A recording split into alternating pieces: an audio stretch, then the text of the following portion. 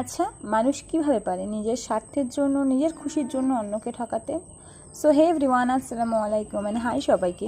কয়েকদিনে আমার সাথে এত স্ক্যাম হয়েছে, সোজা বাংলায় বলতে গেলে আমি এত বাঁশ খেয়েছি যে আমার ঘরের পিছনে বাঁশ গাছ ভর্তি হয়ে গিয়েছে।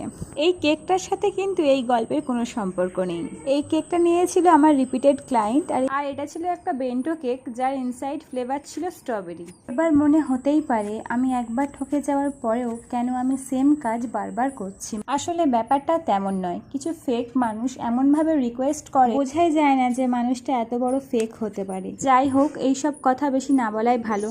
তবে কি জানো তো, তুমি যে ঠকাচ্ছ কাউকে, এটা কেউ না জানতে পারলেও ওপরে যিনি রয়েছেন তিনি কিন্তু সব দেখতে পাচ্ছেন। তাই বলছি, এই ধরনের যারা ঠকানো বিজনেস স্টার্ট করেছো তারা প্লিজ সাবধান হয়ে যাও নিজেদের ভালোর জন্য। তোমরা বলো এই কেকের কাজটা কেমন দেখতে হয়েছে। আর তোমরা যদি আমার কাছ থেকে কেক নিতে চাও তাহলে নিচে দেওয়া নাম্বারে হোয়াটসঅ্যাপ করে নিও। সো টাটা, আল্লাহ হাফেজ সবাইকে।